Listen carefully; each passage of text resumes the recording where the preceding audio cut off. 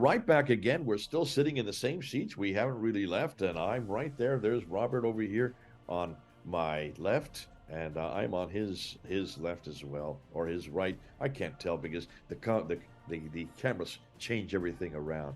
But good to have you back here, Robert. It's so good. I just asked you to do this just yesterday, if you or just a few days ago, if you would do a few episodes, 1 or 2 episodes, just on what has happened there in Saudi Arabia on August the 18th with Neymar wearing the cross and the indignation that that caused around the Muslim world.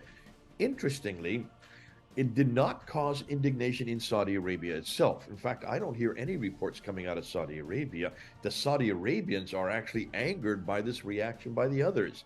There seems to be a disconnect going on here.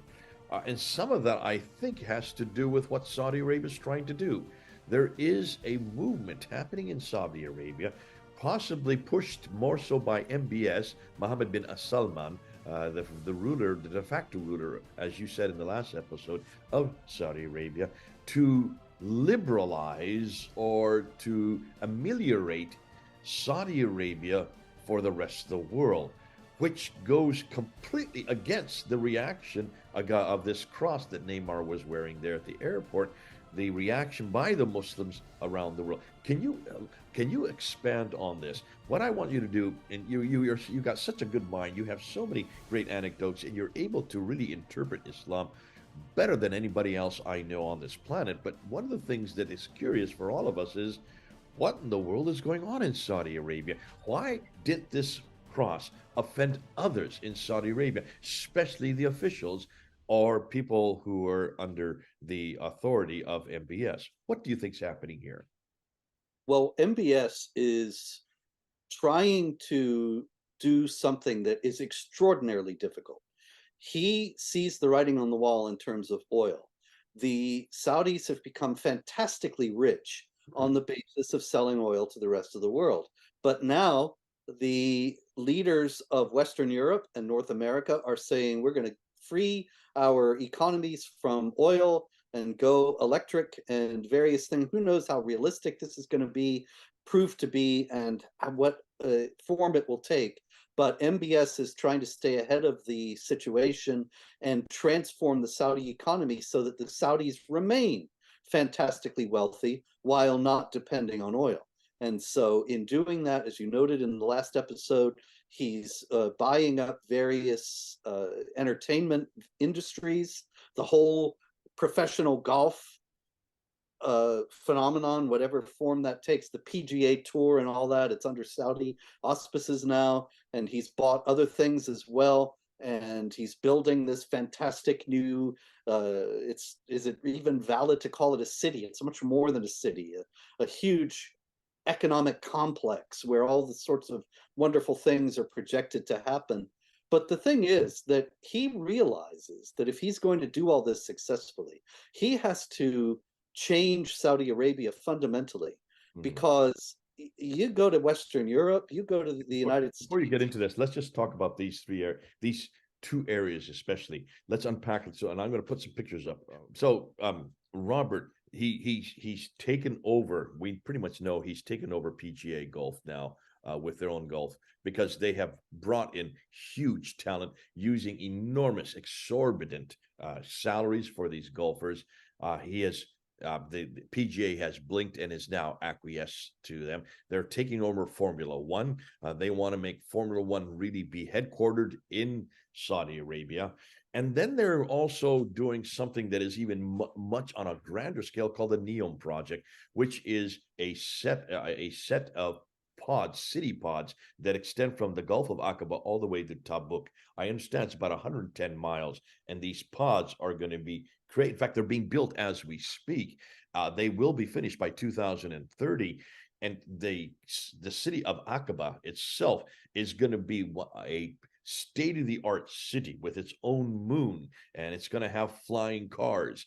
The NEOM project is going to have 3 levels. It's going to have a high-speed rail that goes, I don't know, it takes only about an hour or a few hours to go that whole length. And as it stops, it's down underground. The lower is where the transportation, the next level that's still underground, is where all the workers live and where all the work is being done. And for the people who live on top, who will live in the upper higher, which is actually in the out on the surface. And that's where the researchers live. And that's where they're bringing us the best researchers from around the world. Again, paying exorbitant salaries from all this oil money. What they want to do is they also want to make the four largest universities in Saudi Arabia to be the best universities in the world, to be superior to Harvard and Yale and Cambridge and Oxford. They want they want education to be funneled and started and headquartered there in Saudi Arabia. So they're hitting intellectual property. They're hitting the whole emergence of, they want to take Silicon Valley and bring it to their Saudi Arabia. They want to have all research based in Saudi Arabia, and they want to have all sports based in Saudi Arabia to diversify.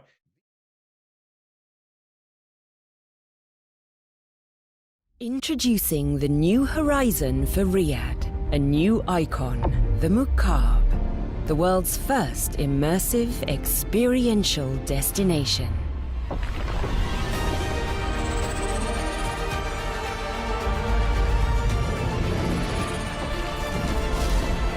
A gateway to another world. Step inside and it's unlike anything you've ever seen.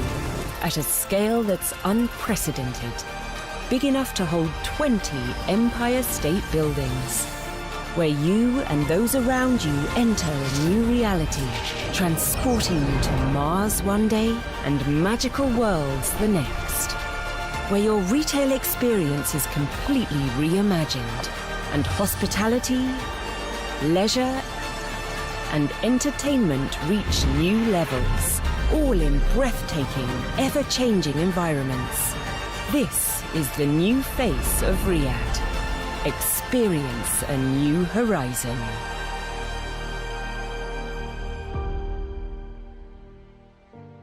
These are huge, enormous projects, tens of billions, hundreds of billions of dollars into the trillions of dollars, because they have the money to do so. But in order to do that, there is a problem here. What's the problem? Go ahead, Robert. Explain what you see as the problem here. Well, as you noted, you go to Harvard or Yale, or you go to Silicon Valley, you don't see the women wearing niqabs. You don't see their faces covered. You don't see them in long flowing robes. You don't see people observing Islamic mores in extravagant detail. There are Muslims among the people there, and some of them are very observant, and some of them are not. But also you have a great preponderance of people who are not Muslim, have no interest in becoming Muslim, and are not disposed to respect the dictates of Sharia that Saudi Arabia up to now has prided itself on being the foremost exponent of in the world at large. So what is MBS going to do? On this, he has been very delicate. And, we discussed this, I don't know if you remember, I think a year or two ago, we discussed his interview, a very fascinating, wide-ranging interview that he gave, detailing all these wonderful plans. And the interview was very extensive, went on for a couple of hours. And in just one segment of it, he was asked about modernizing the religion and some vague statements he has made. They have to be vague, of necessity, about rejecting weak hadith, which of course everybody ostensibly does already. That's the one of the problems with all this. But what he's stating is that he can modernize Islam in Saudi Arabia and make it attractive for people from Silicon Valley and Harvard and Yale and all the rest to come and live in these new cities or Aqaba or wherever, by sweeping away customs and traditions that are not actually based on Islamic texts and teachings. The problem that he's got is that Let me just stop there. as you remember in that interview, he said, we are going to use as our constitution the Quran and only the Quran. And any traditions that confront the Quran, we're going to dispel with, because Wahhab himself would not have agreed with the way we've interpreted these traditions. So he used Wahhab's name to support what he was saying from the 1700s. Basically, what he was saying is we're going to be Quran only. Now, you've come across Quran only Muslims. You used to get them all the time at Speaker's Corner, and we would run circles around them. They are so great to use, because if you become Quran only, many of the things that you do on daily life get thrown out the window, because you have to go to the traditions to know how to walk, talk, eat, drink, sleep. Everything you do in life 24/7 comes from the traditions. If you're going to say the Quran is your constitution, which says very little about how you're to act or how you're to dress or how you're to treat your wife or how you to do any of these laws and rules and regulations that Muslims are absolutely dependent on, you've thrown away 80% of Islamic tradition. That the hadith, the tafsir, the tariq, and of course the sirah. And you can see the incredulity of what he was saying in just that one interview, because all of us, and you saw it, I saw it, everybody else who did, Hatun did a series on this. I know Al-Fadi and I did a whole, in fact, Al-Fadi and I tried to do it, and he didn't want to do it because he's Saudi Arabian. And he said, Jay, could we use another subject? I don't want to say anything, because I have family still in Saudi Arabia. So we had to downplay it with him. But it is absolutely incredulous what he said back then. He was saying, we're going to only use this one book, without realizing that this one book not only says very little about how to live, but there are so many problems with this one book that he has not even figured with. And one of them is this, like verses like chapter 9, verse 28. That we are, all of us who are not Muslims are unclean. Well, how is he going to use that? How is he going to use that by bringing? Now, how is that going to attract people to come and study there at the Neom Project or in these institutions? It has implications. It's not just a bare statement, but the reaction, assuredly from outside Saudi, but still the reaction to Neymar's cross is an indication that people take that very seriously. Absolutely. And so and they may be being silent now, but there are millions of Muslims in Saudi Arabia who take that very seriously, and they're not going to be happy any more than Osama bin Laden was happy. You remember that when he declared jihad against the United States in the 90s, he invoked as his first grievance that the unbelievers had trampled the sacred soil of Saudi Arabia, and the Saudi government had permitted it. And these people are still there. There were many that agreed with him at that time, and there are many that still do. And you note that we pointed out when we were speaking about his interview, how he's completely assured and speaks with great confidence and fluency all through his interview about everything, about his cities and his plans. But when he starts talking about reforming Islam, suddenly he developed this strange tic where he would jerk his head up like this repeatedly. And I was thinking, oh, he's thinking about that sword going through his neck, because this is extremely dangerous ground that he's treading, and it's not consistent, as you noted. You have Quran-only Muslims. It's ridiculous. They're self-contradictory, because the Quran repeatedly says to obey the messenger. How can you obey the messenger when the Quran doesn't tell you anything about it? How can you pray 5 times a day when the Quran doesn't tell you to pray 5 times a day? Yeah. And you can just multiply problems that they will run into. And the Saudis aren't going to say you don't have to pray 5 times a day anymore. They're not going to become Quran only in that regard, because then all these mullahs all over the country will say you are heretics, you are apostates, you are hypocrites, and call for the death of MBS and all his supporters. Yeah, well, you've got 2 different groups that are really vying for power in Saudi Arabia. You have the princes, the 5,000 princes who control the politics, control of the running of the country. And then you have the brotherhood of all these imams. And one of the things that happened in the 1700s, the Ibn Saud family, when they amalgamated with Wahhab, they brought the 2 together. They brought the state and they brought the mosque together. What we in Christianity separate church and state, that was brought together in 1700s and has remained intact for the last 400 years.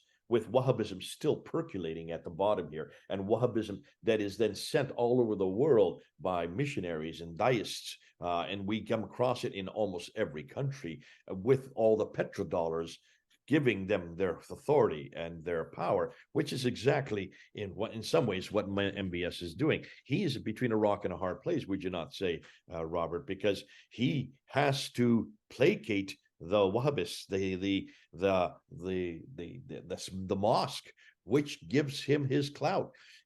Without the mosque, without the theological enterprise underneath, he is nobody in the eyes of the Muslim world. And this little cross that was being worn by Neymar, I think, is just the beginning of what he's up against. Don't you think? Yeah, absolutely.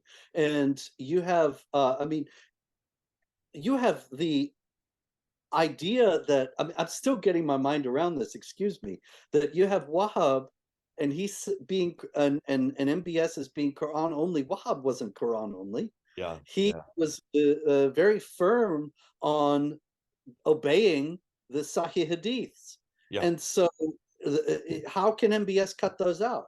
And one of those is Jesus is going to come and break the cross. So if you take that out, you could theoretically say that even though the Quran says they did not kill or crucify him, you can have Neymar wearing his cross because he's not a believer in Islam. And that seems innocuous enough. And yet there are multitudes of believers in Hadith who think that MBS would be a heretic if he throws all that out. And that would forbid Neymar from coming into the country with his cross, because Muhammad says no two religions. I'll drive all the Jews and Christians out of the Arabian Peninsula, and Jesus is going to come back and break the cross. There's no ground for MBS to stand on in the middle of all this. Yeah, it's fascinating because Wahhab actually was mimicking what Ibn Taymiyyah said in the 1300s, and Ibn Taymiyyah is the one that most scholars go to, who was the one that best gave the idea that in order to be a good Muslim, you must read the Quran and follow Muhammad, because the Quran doesn't tell you how to walk, talk, eat, drink, and sleep. You have to go to Muhammad for that. So read the Quran and follow Muhammad, the book and the man, the book and the man. What I've been saying for years, which was then repeated by Martin Luther in the 1500s when he came up and said much the same thing about Christianity. To be a good Christian, sola scriptura, only keep with scripture and follow Jesus Christ, the book of the man there. Now, Wahhab in the 1700s then just took that idea from Ibn Taymiyyah and expanded upon it. But really, if you percolate it down, it's just the book and the man, the book and the man. Read the book, follow the man. In order to follow the man, you can't go to the book to follow the man because there's nothing about him. He's only referenced 4 times. Over and over and over again, it says in the Quran, follow Muhammad and the Prophet, Muhammad and the Prophet, but it doesn't give it a name to him. We only know that because Muslims have told us that that's Prophet is Muhammad. What's fascinating to know where the man is, you need to go to his biography, the Sirah. You need to go to his sayings, the Hadith. And then, of course, the Tafsir and the Tahriq, which are the histories the commentaries and the histories that unpack it. You've got to go to those traditions. MBS, by saying we're going to go to this book only, he's pretty well lost the man. You can't have the book without the man. You've got to have the man because he is the model. He is the paradigm. He is, and I've said this to many Muslims, he is what we already have. They want what we already have. We already have our man. His name is Jesus Christ. And many people wear these little these things around their wrist. WWJD. What would Jesus do? That's how we live. We live like Jesus lived. Where is Muslims going to get that? They only can get it from Muhammad himself. And so when MBS made that pronouncement, that interview, he threw out Muhammad out the window. Kept the book without Muhammad. You can't do one without the other. So I can understand then why this is going to cause huge problems. I mean, what do you think is the future for MBS and for these projects? One or the other has got to give. Either MBS will back down and affirm Wahhabism, or he will be killed and the Wahhabis will regain control, or the Wahhabis will lose and Saudi Arabia will cease to be the kingdom of the two holy places. I mean, they might be there geographically, but it will not be an Islamic entity. But you cannot, he's trying to walk a tightrope between the two, and he can't. He's going to fall off one side or the other. He's going to become Islamic or he's going to become non-Islamic. But to be semi-Islamic is what he's trying to do. It's never going to work. Not only, you said he's throwing out the man and keeping the book, but Jay, he's not even keeping the book. Because as you noted, the book repeatedly says, obey the messenger. You can't do that by the book alone. Not only is he only mentioned by name 4 times, but none of those 4 have any information about what he said or did or how to obey him. So there is just no way to fulfill the Quran's command to obey the messenger by holding to the Quran alone. And this is why Quran-only Islam is essentially a pipe dream. It's in large part in the West a fictional construct designed to give Islamic apologists a way out of having to explain and defend uncomfortable hadith and uncomfortable elements of the seerah. And other than that, it doesn't really have any life in the Islamic world. Yeah. And so there's no way he can build his entire polity upon it. It ain't going to work. He's going to abandon Islam altogether, which I think is virtually inconceivable, or he's going to retreat, maybe not explicitly, but embrace Islam and force Islamic strictures on the new cities and all that business, which will significantly decrease their attractiveness to the outside world. Yeah. Well, we're seeing maybe that first crack appear on August the 18th, or you might say August the 19th, when the reaction came concerning that little cross. Isn't it interesting? It's a cross that may be the first crack in the dam of this whole project. That little cross, the symbolism there is not lost on you and me. We understand that the cross has done a lot of damage all over the world and will continue to do damage. I want to end this off really by doing a contrast like we did with the last episode. When you look at Islam, it demands every area of life. It is an encompassing religion. It's not just a faith, it's also a political structure. It's, as you said many times, you made it very clear that Islam is both faith and faith and edifice. It's the mosque and the state that have been brought together. So every area of life is impacted by Islam. How you walk, talk, eat, drink, sleep is all dictated by these myriad of laws called Sharia, and the different schools of law that we have. The 4 major schools all show you how to walk, talk, eat, drink, sleep. So it is everything, the whole 24/7 wrapped up in one religion. Christianity separates the two and gives to Caesar what belongs to Caesar and gives to God what belongs to God. And that which Caesar does is really much of the workaday thing that you see happening with the state, with policies, with politics, also with policing and military and all the rest. The church on this side has a completely different remit, and you and I belong to the church, and our remit is to make sure that your relation is a relational remit. We are to get people in relationship with God, which means we as Christians can really be involved in any state. We can be in any country. We can survive. In fact, we can thrive even in an Islamic context. We don't impose a structure on the world. We bring a relationship with Jesus Christ to the world. And we go into every structure. It could be a Hindu, secular, humanist, Islamic, animistic, in any other structure that we come across. Christianity will thrive, and it will not demand that it changes all the structures. That's the beauty of Christianity. It can contextualize. And I find it fascinating when I look at Paul's writings. What he says in Ephesus, he doesn't say in Philippi. What he says in Philippi, he doesn't say in Corinth. What he says in Corinth, he doesn't say in Rome. He changes and ameliorates the gospel in every city with every difficulty that came across in those cities. But he didn't impose a law and institution like Islam does. There is no such thing as Sharia law in Christianity. We have a relationship, not an edifice. Islam completely starts from the other premise. Can you see how it's starting to break down? And that's the beauty of Christianity.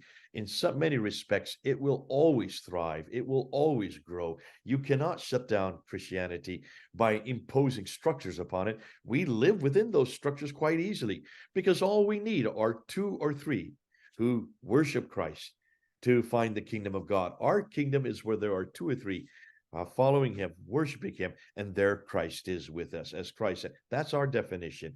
The kingdom of Islam is very much independent on making sure that no crosses, no little crosses are brought to the land of the two holy places. Terrific stuff. Thanks so much, Robert. You're always a treasure trove, a trove of information. You really have your finger on the pulse of Islam. You are a prophet for our day. I want to thank you for spending these minutes with us. I hope people are blessed by it. Now, people, you can react to it. And I've asked Robert if he'll look at the comments once we put this up. It'll probably go up this week or next week. And just look at the comments down at the bottom. React to the comments. Let's hear what you have to say. That's the beauty of YouTube. We need to be peer reviewed. We want to get and see if you have a reaction to what's happening, not only in the news there in Saudi Arabia, but as you compare Islam with Christianity, you ask yourself, which is the more relevant? Which is the one that you would rather belong to? Who would you rather follow, Muhammad or Jesus? Christianity or Islam? The choice is yours. God bless you. Terrific again. Thanks again, Robert, for being with us. This is Jay and Robert, over and out.